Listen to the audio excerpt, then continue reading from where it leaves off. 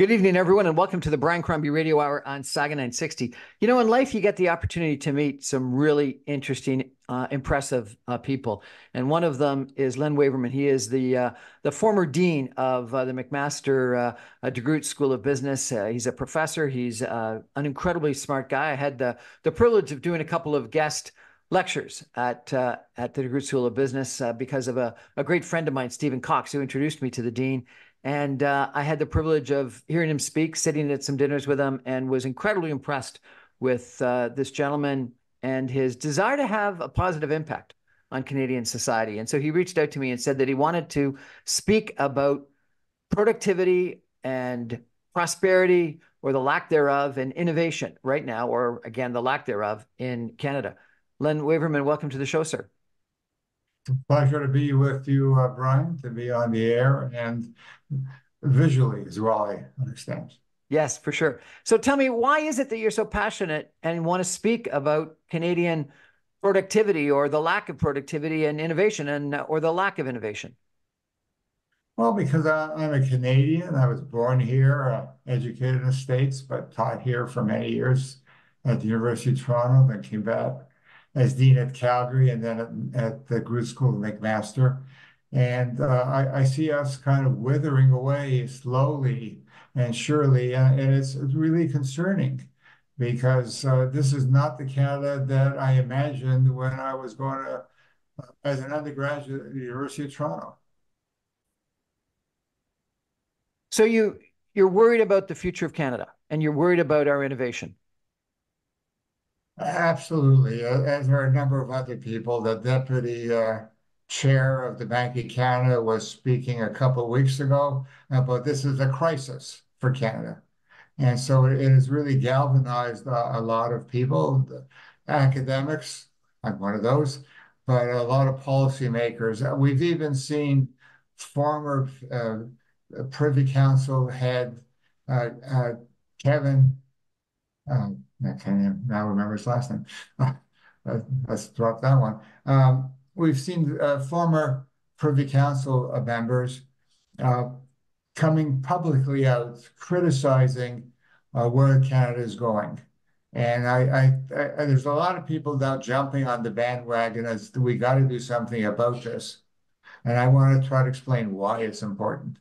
So Canadian per capita GDP is down. Our GDP in total is growing, albeit pretty anemically, but per capita GDP is down, and our per capita personal disposable income, or median income, used to be comparable to the United States. It's now, many people think, 30 or 40% less than the United States. Is that good or bad? It's bad. And let me just explain for people driving, they may not know what GDP is. These are numbers, phrases that are bandied about. GDP stands for gross domestic product. So what gross means is everything produced in the Canadian economy, whether it's shares, apps for your phone, or haircuts, which I don't need many of. So it's all that in Canada is called gross domestic product. Per capita means per population, for every person, woman, and child in Canada, what is GDP per capita, which is the living standards. It's the average living standards for an average Canadian. And that has been stagnant for at least 15 years. Many years ago, Stagnant uh, for 15 stagnant. years? Really? Yes.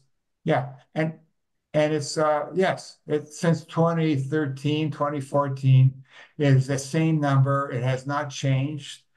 Most countries in the world are improving living standards, and we're not. And if you look at the average GDP per capita in 1981, Canada was 95% of the US. We were very close to the US. We're one of the world's richest countries in terms of disposable income per person. Today, we're 75% of the US. It's fallen, relatively, we've fallen. In 1981, we were the sixth richest country in the world in terms of GDP per capita. Today, we are the 12th richest country in the world. Now, GDP per capita has gone up, but relative to everybody else in the world, the developed countries, it has fallen. And so, for example, if we were still sixth in 2021 instead of 12th, we'd be the same as Australia, and our per capita GDP, our living standard would not be 65,000, but 76,000. And that difference in 11,000 years is a huge number. It's almost 20%.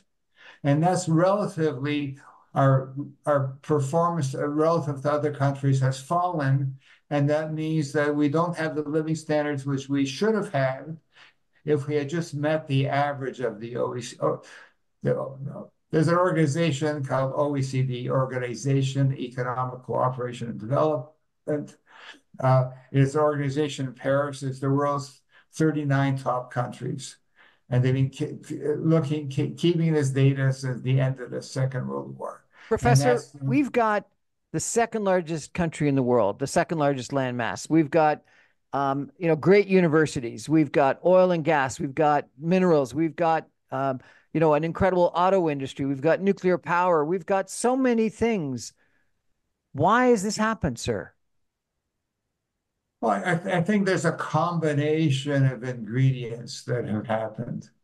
One of the main ones is think of a business. Think of a business as a factory making chairs, and there are two factories that are the same size, and one produces 200 chairs a week, and the other 100 chairs a week. And so one looks to be more productive than the other, but then you look at how many man hours of labor involved, and it's the same. And you go, well, it can't be. One is labor productivity is the amount of output, like chairs, per hour worked or per day worked. And one factory seems to be twice as productive as the other. But then you look into it more deeply, the factory which is producing 200 chairs has much more machinery and equipment. So the labor in the low productivity factory is running around. They don't have enough equipment. They don't have an automated assembly line. And so they're producing far less per person.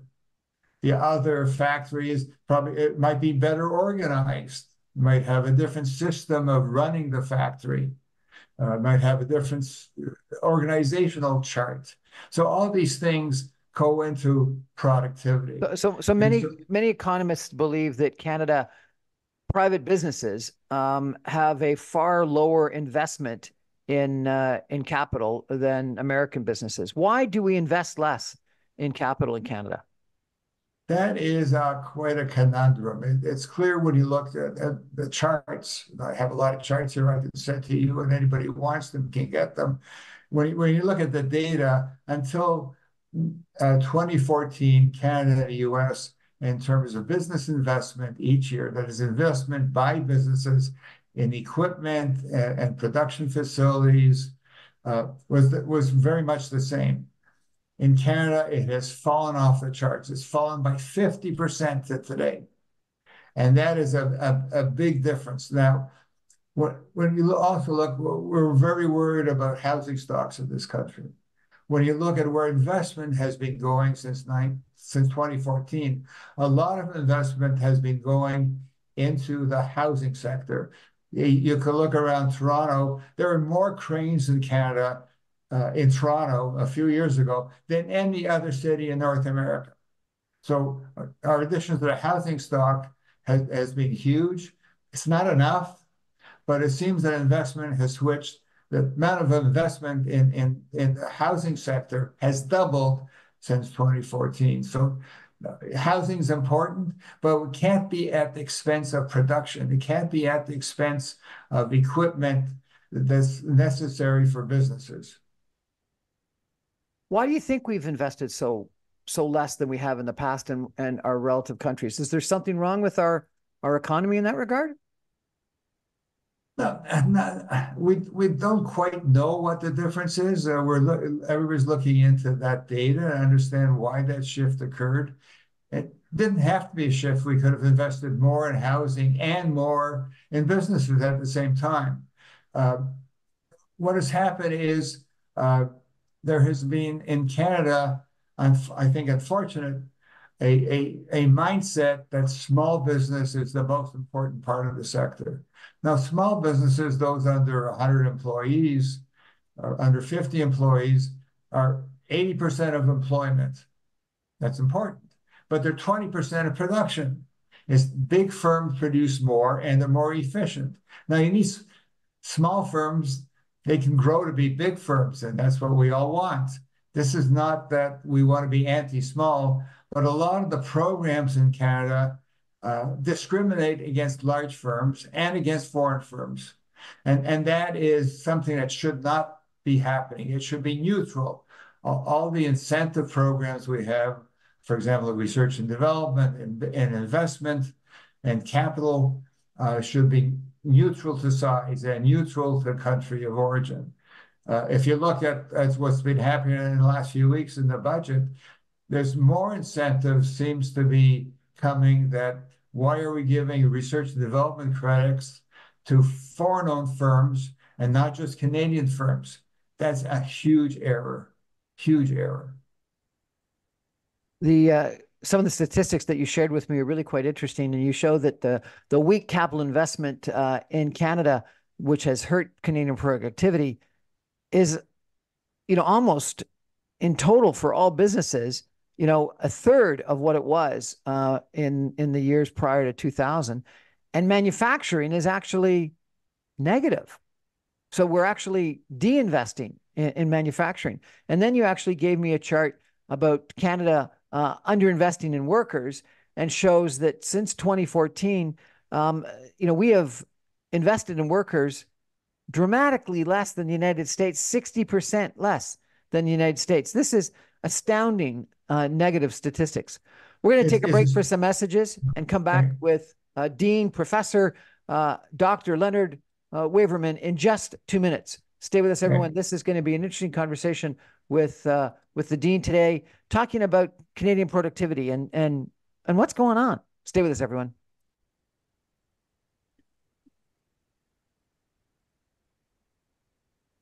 Welcome back, everyone, to the Brian Crombie Radio Hour on Saga 960. My guest tonight is Leonard Waverman. He is the former dean of the DeGroote School of Business at McMaster University. He's a professor in business. He's worked in Calgary and Toronto and in Hamilton, and he is a commentator right now today and an author of some columns, really speaking about innovation and productivity and the challenge that we've got in Canada in that regard, which is leading to our lack of prosperity.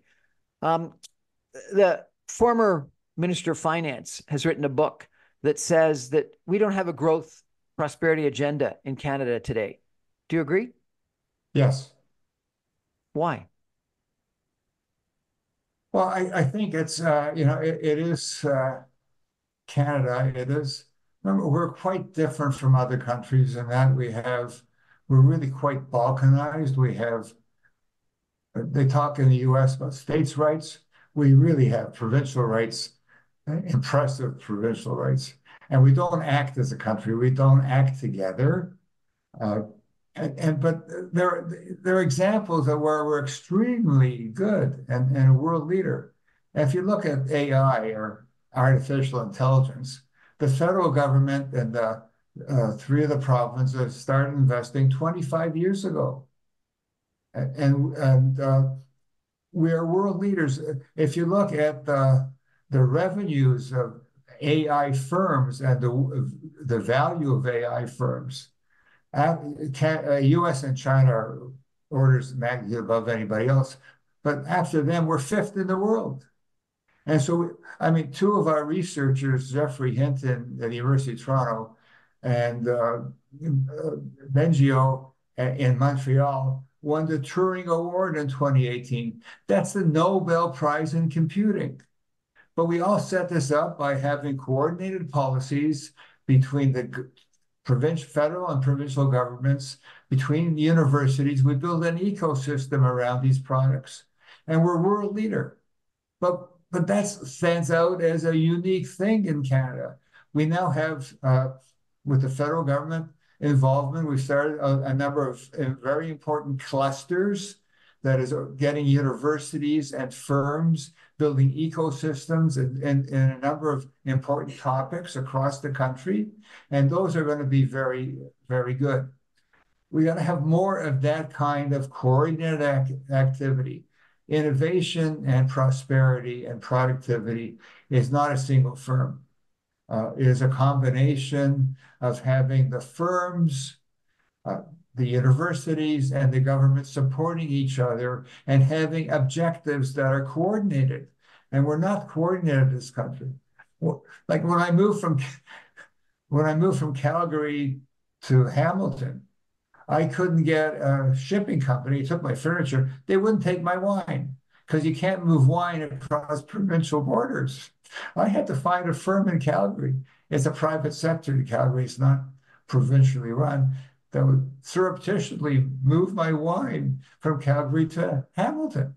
This is ridiculous. So internal Canadian trade barriers, you think, are one of the issues, and that we end up having provinces that really don't cooperate. It's interesting. There was a fascinating article in the Globe and Mail this past week about how the fact that Toronto and Montreal compete for economic investment, foreign direct investment, is a true mistake. And if we were acting like a real country, we just want them to come to Canada. Wouldn't care whether they came to Montreal or Toronto, but we'd want them to come to Canada. And frankly, I think we have that even within metropolitan areas where Vaughan and Mississauga and Toronto compete with one another for economic development and foreign direct investment rather than going out as a collective. You sent some statistics from me that I just want to make sure everyone is aware of, because it's really quite interesting. You sent some statistics on research and development spending as a percentage of GDP, and you showed that back before 2000, we were in the top in the G7 in regards to per capita. No, not per capita, just percentage of GDP, around 2%. We've declined below 2%, down to about 1.5% of GDP spending on research and development, while the United States is almost twice what we are, at above 3.5% of GDP spending. The only country in the G7 that's less than us is Italy. Every other country, and you take a look at Great Britain, that some people thought was anemic, and their economy was really being paralyzed after Brexit. They've dramatically increased from 1.5 to almost 3%. They've doubled their spending on R&D. So what is going wrong with our spending on GDP? And you've got other statistics that show that projected R&D spending of U.S. and Canadian firms in all sectors in Canada is 5%, and in the United States is 35%. What's going on? Well, yeah. So if you look at the U.S. and Canada, I mean, the U.S. is a powerhouse in innovation. Their population is 10 times ours. Their spending on R&D is 100 times ours. So it's that's a really significant number. And I point out the AI sector and these new clusters that are being developed across the country. So there is hope, but we need more of those. We need concerted effort. We got to put this on the agenda, top of the agenda. We've got to make productivity and innovation the Canadian agenda. It's got to be, not just number one. I mean, a lot of number ones, but it's got to be very important. When you look at I'm not accusing the Liberals of anything. I'm just saying, if you look at the budget of last week, productivity was barely mentioned. R&D was mentioned, but all the efforts were put in on other things like school lunches and more housing. Now, those are important, but they're not, in the longer term, they're not as important as moving up in terms of what the world is doing, becoming a R&D powerhouse, and that translates into productivity and therefore translates into living standards. We're not doing this simply because we like R&D. It's the driver of living standards. living standards go up when you have more labor or better or more skilled labor. You have more capital or better capital, but also it's also the innovation that occurs in the economy, new products, new processes. Business schools, for example, we don't make new gadgets. We don't have any patents. I can think of a couple, but not McMaster. But what we do is we look at business processes, how the firms are organized. That's innovation. Innovation is a big, big, important word, and we got to understand its role in driving Canadian well-being. Now Yeah. you're just not talking about this. You're actually taking some action. I understand that you're part of a new organization that is going to be launching in Canada at the end of April. The Canadian Center for Innovation and Competitiveness. Is that true? Yes. Tell us about that. What you hope to accomplish. Well, Canadian Center for Innovation and Competitiveness is a nonprofit, and it's a subsidiary of something called ITIF, which is the best innovation foundation in the world. When I say best, it is because it provides practical advice. It has academics, but it's not academic in its nature. For example, the U.S. CHIPS Act is largely due to ITIF putting that forward as important for the United States.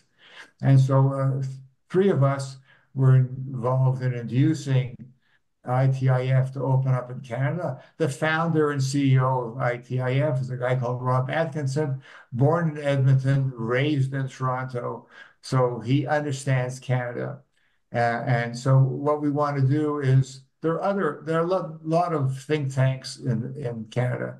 But what we have is, I think our difference is you can't talk about innovation unless you understand production. You can't be 1,000 miles away up in the clouds, although cloud computing is important, and understand what drives innovation in a specific sector. We put in comments to the government on their research and development credit policy, which is tilted towards small firms, and it shouldn't be. It should be neutral to size. For example, if you look at in the OECD, we stand fourth in the OECD in support for smaller firms.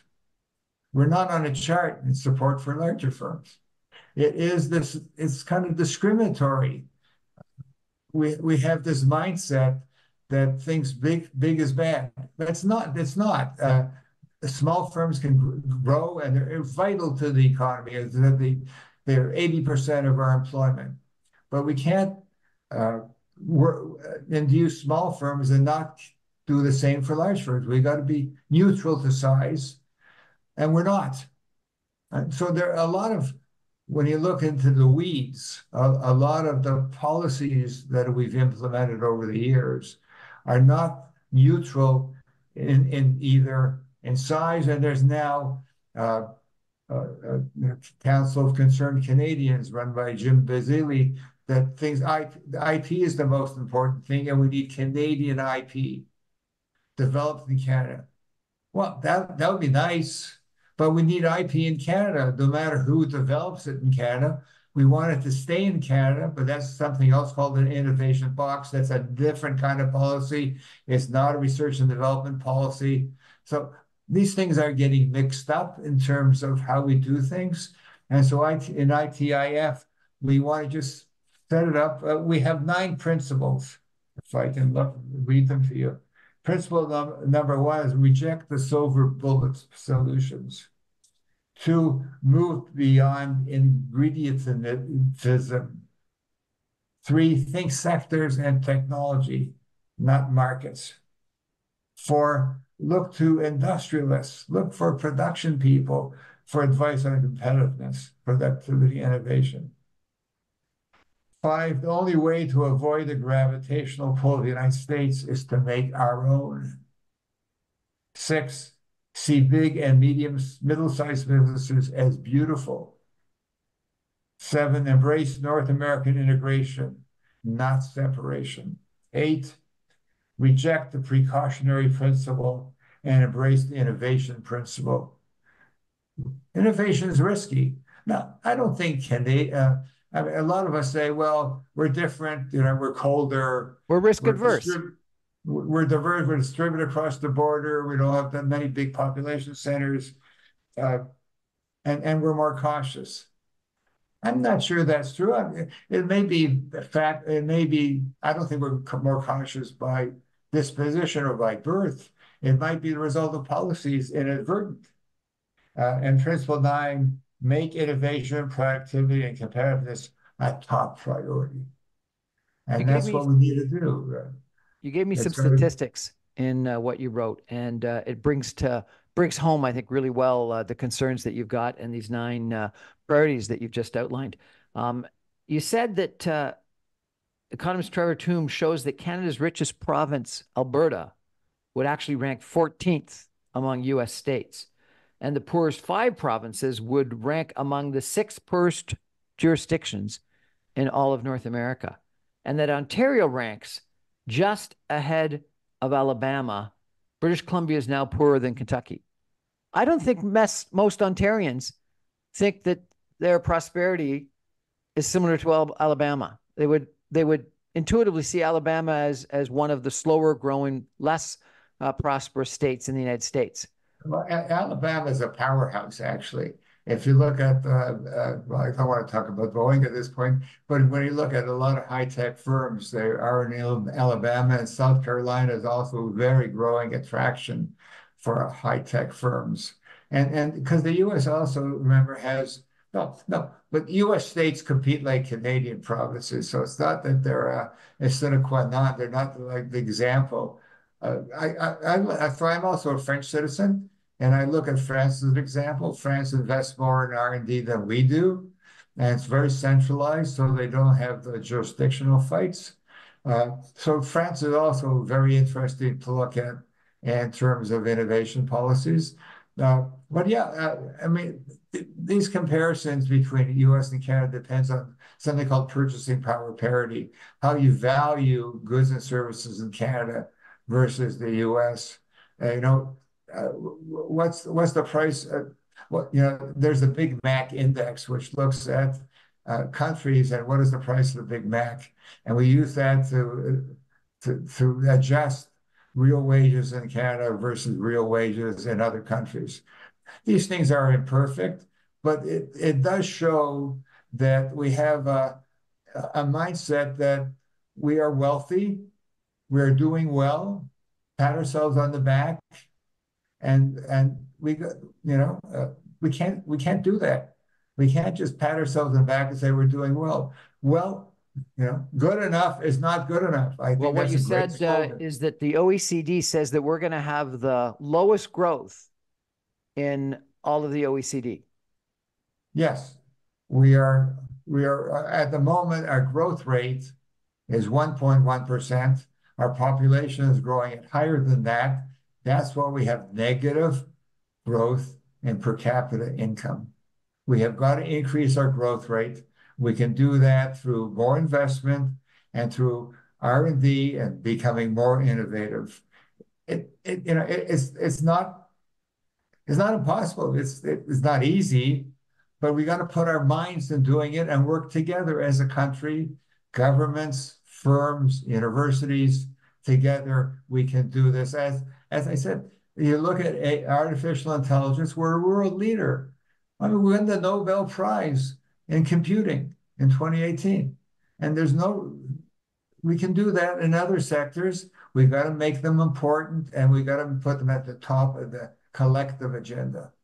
We're chatting with Professor Dean Dr. Leonard Waverman tonight about Canadian prosperity or their lack thereof, and why he sees it as an incredible challenge and something that he's very actively working on.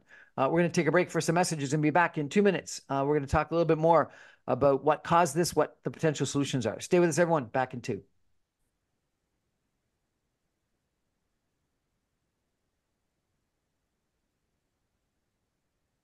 Welcome back, everyone, to the Brian Crombie Radio Hour on Saga 960. My guest tonight is the former dean of the DeGroote School of Business at McMaster University. He's a professor. He's a doctor. Leonard Waverman is his name. Sir, you've got an incredible pedigree.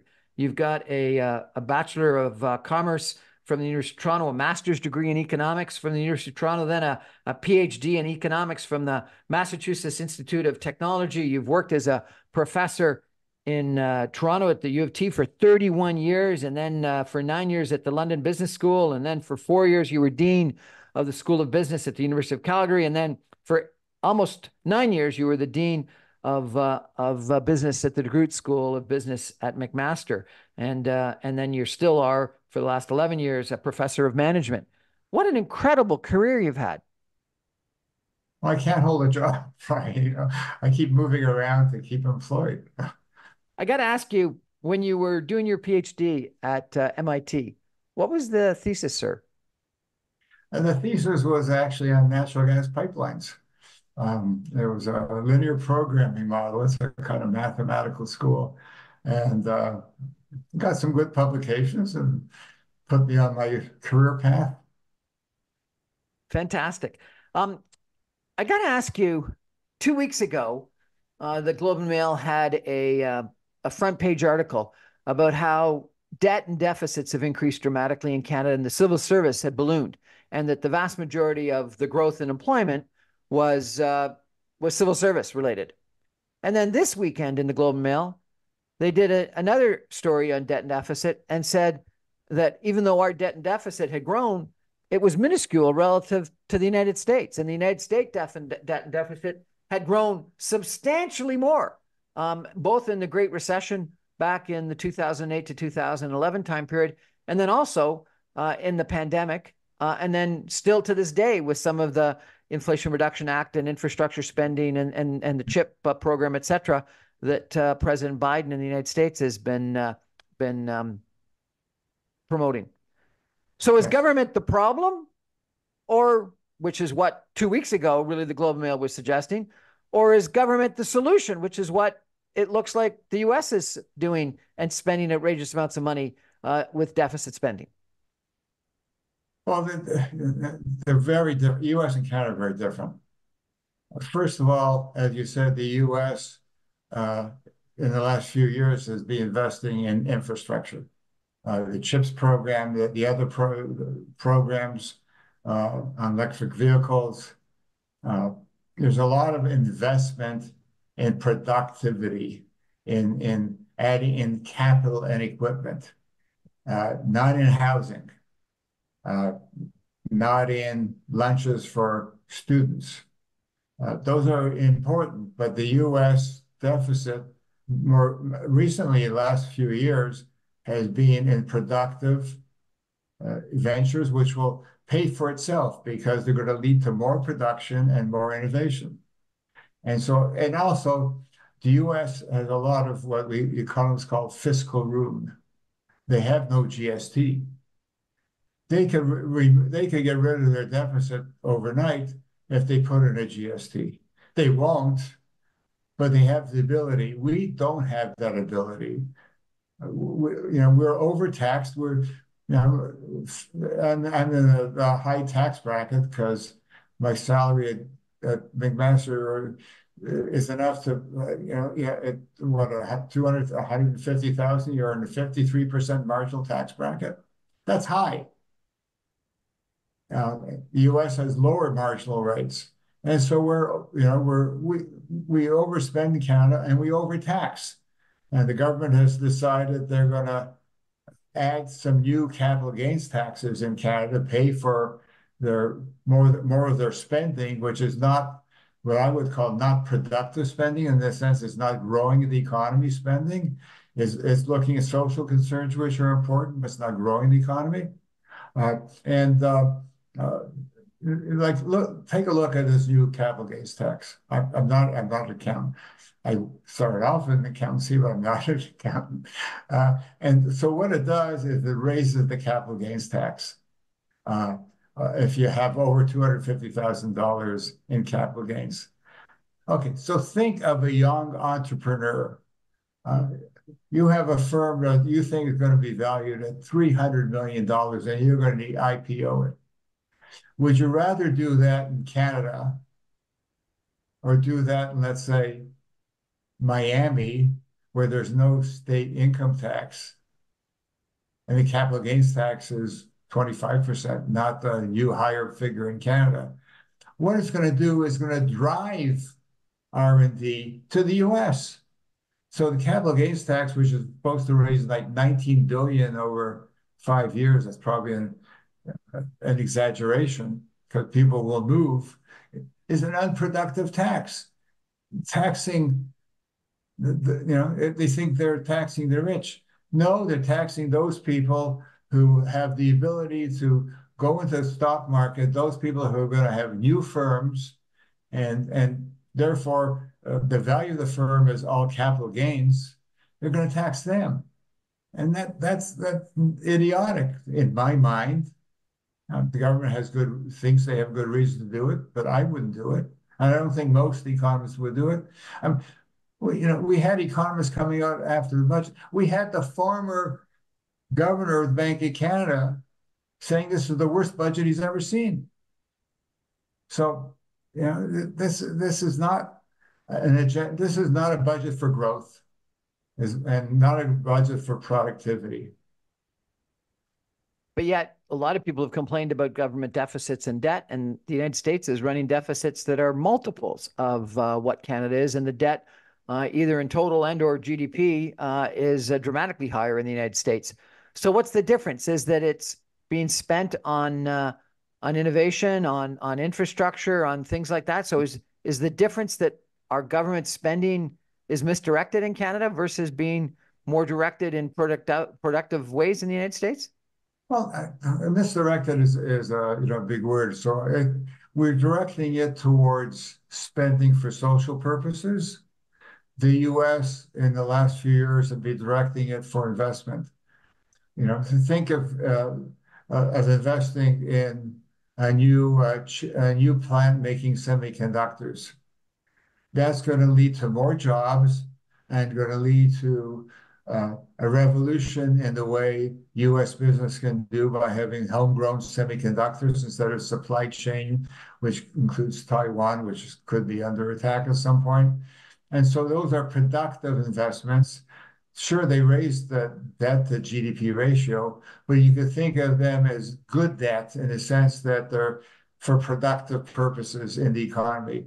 But think of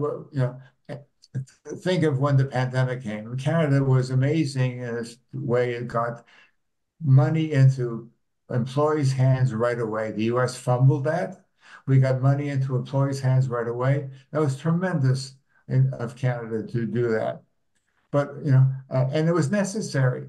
But when Canada is taking debt on to federally to pay for school lunches in provinces, maybe not their jurisdiction, that's important that school children should have a decent lunch, but it's not adding to the productive capacity the same as building a semiconductor plant is. A couple of weeks ago, we all, probably not all, but a lot of us watched the funeral for the former Prime Minister, Right Honorable Brian Mulroney, and the eulogies for him. And people talked about how he had guts, political leadership, and he did two things that really changed. He did more than that, but two things that really changed Canada. One was free trade, which opened up Canada to the benefits of what you economists would say what comparative economics and that the benefit of trade with the United States, and a lot of people would credit a lot of the growth in Canada over the course of the last couple of decades because of the negotiation of the free trade agreement, but then also the GST. Which was incredibly, according to Jean Charest, the least popular at the time, but the most popular by all of his successor prime ministers and minister of finances policy that he put in place. So he dramatically changed the economic structure of Canada, and he also dramatically changed the fiscal structure of Canada. And it came with a lot of political capital, political guts, political leadership. If you were Prime Minister of Canada today, or advising the Prime Minister of Canada today, is there an equivalent kind of radical policy change that you would be recommending today, sir? Well, I would say let's start looking more at working towards a balanced budget because when we start in the pandemic, interest rates were close to zero. The government paying debt each year was not paying much. And we had to, during the pandemic, do all these policies. But now that time has passed, and we got to worry more about the debt burden. Interest rates don't look like they're coming down quickly, or maybe we forget. We have very short-term memories. We think interest rates should be at 2%. No, they used to be 4 to 5% when I was growing up. I even took a mortgage out in 1983 at 13%. It came down very quickly, but 2% is abnormal. You can't have the interest rates for a mortgage at 2 to 3%. It doesn't work. Uh, it's simply not going to come back. So we got to think more about reducing our debt and having fiscal policies where each year we don't add to the debt in a large manner. And second, we've got to think about what we're going to do. What is the main drivers we got to think about for the economy in the future? And our living standard is number one. We got to improve our living standards. Everybody's disposable income has got to be going up appreciably over time. And we do that by more skilled in the labor force. We have one of the world's most educated labor forces. Business investment, as we've talked about, machinery and equipment has fallen off the cliff. We got to figure out why and bring that back up. And we've got to become a more innovative country, and we got to work together. We've got to have a national plan, an emergent. Like the Deputy Governor of Bank Canada, this is a crisis, and we got to address it with crisis policies, and make this number one for Canada to grow, to be more productive, and become more innovative, and to rejoin the world of the great, great countries. This is a crisis, you say. What's the crisis? Lack of productivity? The declining GDP per capita? Is that the crisis? Yeah, the declining, like GDP per capita is basically the same as it was 12 years ago. Hasn't risen in real terms at all, period. One of the few countries in the world where it hasn't risen. So that's the main. Then how do we want better, higher living standards. And what do we do about that? What we need to do is increase our investments in job skills, which we're good at, increase our investments in business equipment and capital and productive capacity, which we're not good at, and increase our innovation, which we're not good at. And so that's the agenda.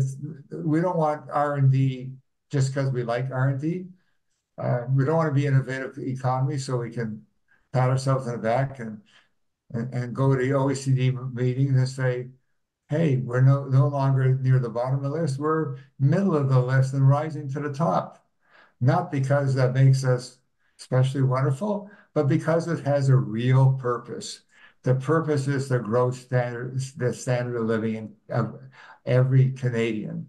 And we can do that by redirecting the economy to having these goals and talk about them, make them important, make everybody understand why they're important, and work together as a nation collectively in building this ecosystem of support around living standards and the things that grow living standards. You heard it here from Dean Leonard Waverman. We're in a crisis in Canada today, and we haven't acknowledged it. And we're in a crisis in regards to our lack of prosperity, our lack of productivity, our lack of growth, any growth in per capita GDP and personal disposable income. We are the same spot we were 15 years ago. And until we recognize it as a crisis and address it like we would crises, we're not going to change. Stay with us, everyone. We're going to come back with some concluding comments in just 2 minutes.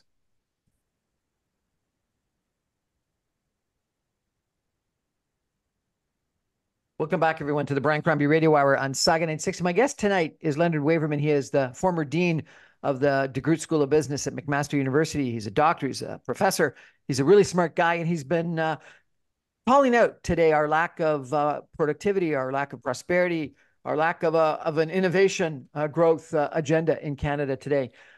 Professor, I've got to ask you, is anything actually working? Yeah, there are a lot of things that are working. As I talked about AI, we're a world leader. These new superclusters across the country are going to be very important. They're a very good idea, and I think they're working really well, a number of them.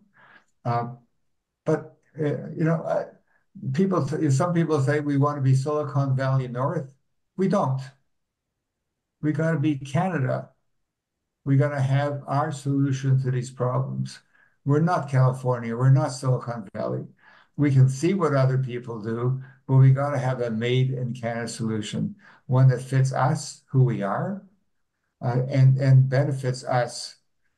One of the things we don't do is we don't like to celebrate success.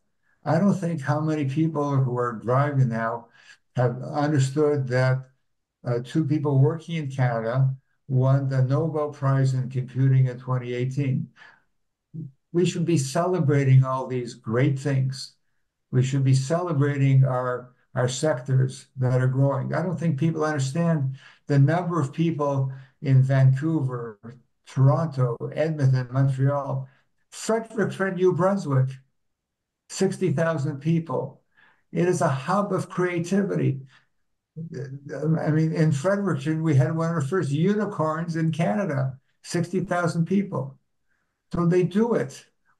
In Fredericton, they have the DNA that allows them, they work together, they have the DNA to do it.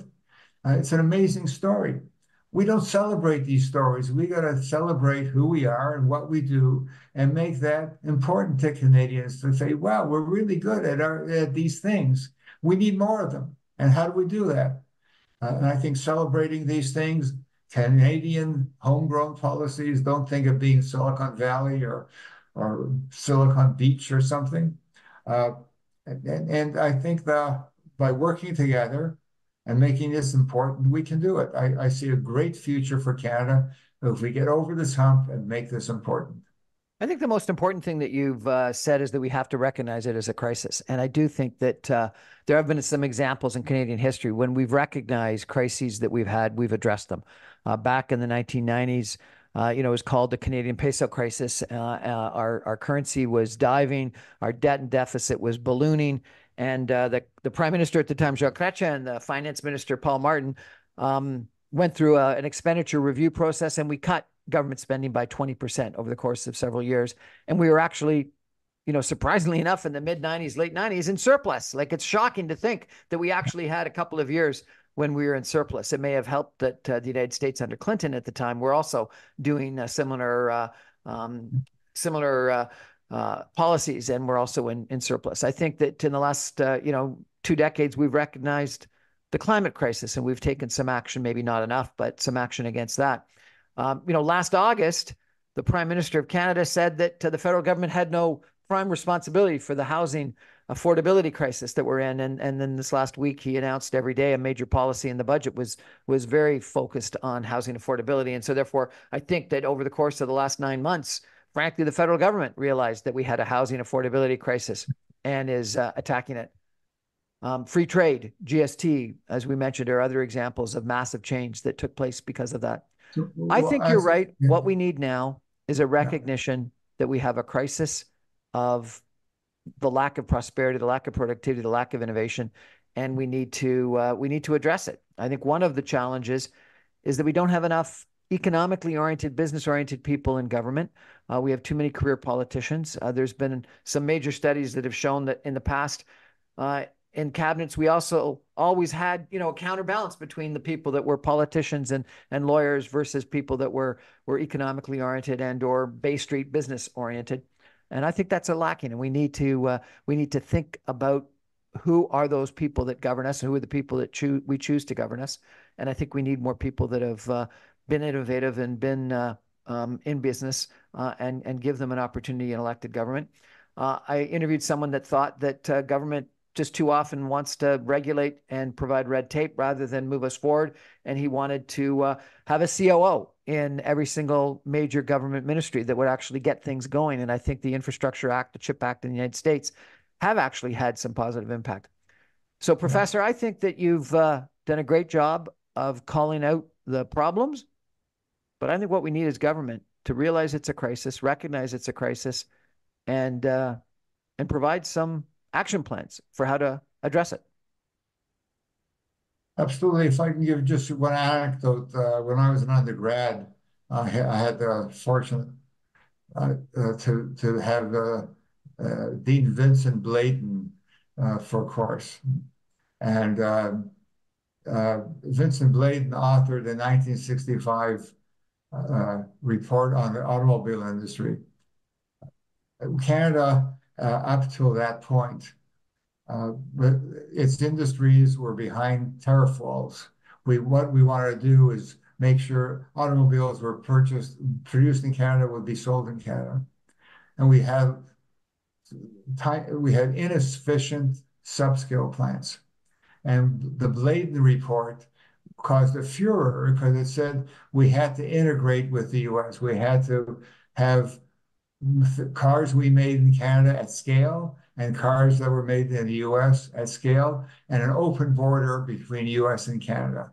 It was not favorably looked at that time, but the government said, you're right. And that changed the entire way in which Canadian industry performed. That was a watershed for Canada. And, and it led to what we are, and as I said, as you said as well, we've had enormous growth and rising living standards for generations, or a generation. But now we're I think at a pivotal moment when we got to retrench and say, okay, what's holding us back and do something about it. And I think you and I agree about what should be done. I think that your comment about the Auto Pact is interesting. I did a mini thesis when I was in university on the Auto Pact. And then when I did my master's degree, I did a mini thesis on free trade. And both of those radical policies were the subject of a Royal Commission or a big study that was contentious, particularly in free trade, but also in Auto Pact. There were, election campaigns run on it. Walter Gordon, for an example, was adamant against the Auto Pact and some of the things that were proposed at the time. And certainly John Turner ran the 1988 election against free trade, and Brian Mulroney won it.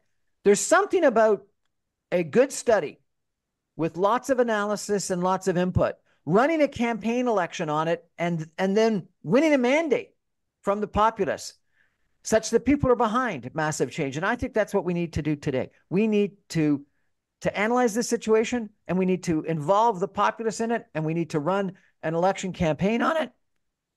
And therefore, we have elected a government that's got a mandate to make that radical change, and therefore people are supportive of it and don't stand in the way. And that's what I think we need. Professor Leonard Waverman, thank you so much for joining us and calling to action the need for us to address the prosperity deficit in Canada today. Thank you, sir. Brian, it's been a pleasure talking with you. Anytime. That's our show for tonight, everybody. Thank you for joining us. I remind you, I'm on every Monday through Friday at 6 o'clock on 960 a.m. You can stream me online, even from Miami, at www.saga960am.ca. Good night, everybody.